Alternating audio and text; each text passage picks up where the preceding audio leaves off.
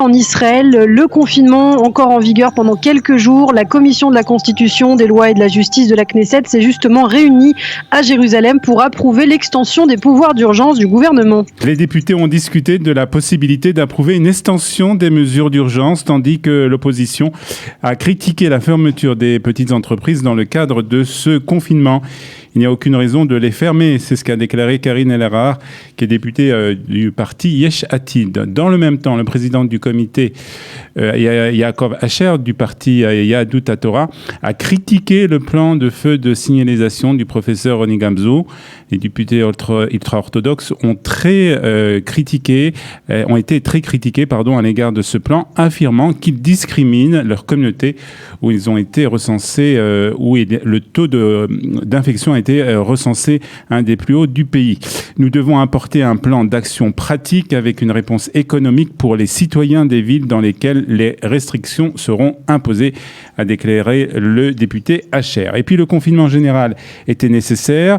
Il nous a sauvés d'une augmentation phénoménale du nombre de nouveaux cas et de malades dans un état grave, mais il est trop tôt pour nous en libérer. C'est ce qu'a déclaré hier le Premier ministre Binyamin Netanyahou. Malgré le nombre de contaminations à la baisse, le Premier ministre a souligné le fait que les experts ont besoin de quelques jours de plus pour examiner les données.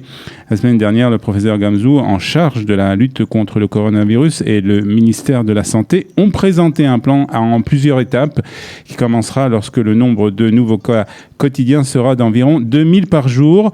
Ce plan doit encore recevoir l'approbation du cabinet coronavirus. Justement, à propos des chiffres, 888 nouveaux cas ont été recensés hier. Ce chiffre, qui est bas particulièrement, est dû principalement au fait que très peu de tests de dépistage sont réalisés le jour du Shabbat et pendant les fêtes. 18 décès ont été enregistrés, portant le total à 1980 personnes, 1980 Israéliens qui sont décédés depuis le début de cette pandémie.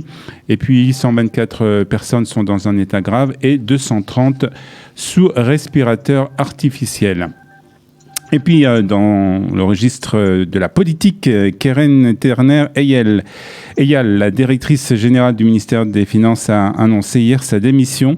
Si aucune raison n'a été mentionnée pour justifier cette décision, on sait que les hauts responsables du Trésor ont exprimé leur désaccord avec le ministre des Finances au sujet du plan économique du gouvernement pour faire face à la pandémie du coronavirus et que plusieurs ont déjà démissionné. Fin août, on se rappelle que le plus haut responsable du ministère des Finances avait démissionné de son poste de chef du département du budget au sein du ministère des Finances pour protester contre les politiques économiques du gouvernement après des mois de querelle avec le ministre Israël Katz. Je ne peux pas prêter main forte à la mauvaise conduite menée ces derniers mois qui fera payer à tous les citoyens israéliens un lourd tribut dans les années à venir. C'est ce qu'avait écrit Shaul Meridor dans sa lettre de démission.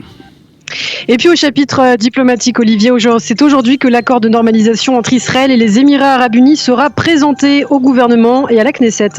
En effet, 4 semaines après sa signature sur la pelouse de la Maison-Blanche, cet accord sera présenté aux ministres ainsi qu'aux députés. L'une des questions qui avait été évoquée lors de la signature concerne l'éventuelle vente d'armes par les États-Unis aux Émirats arabes unis, en particulier la vente d'avions de chasse F-35. La presse avait annoncé que cet accord permettait à la Maison-Blanche de vendre ces avions. Binyamin Netanyahou avait assuré que cet accord conserverait une supériorité militaire à l'État d'Israël. On en saura donc un peu plus, en principe en tout cas, un peu plus au cours de la journée, même s'il semblerait que certains articles de cet accord ne soient pas révélés au grand public. On termine par la météo israélienne de ce lundi 12 octobre. Il fera 25 degrés à Haïfa, 28 à Tel Aviv, 27 à Jérusalem et 32 degrés à Eilat.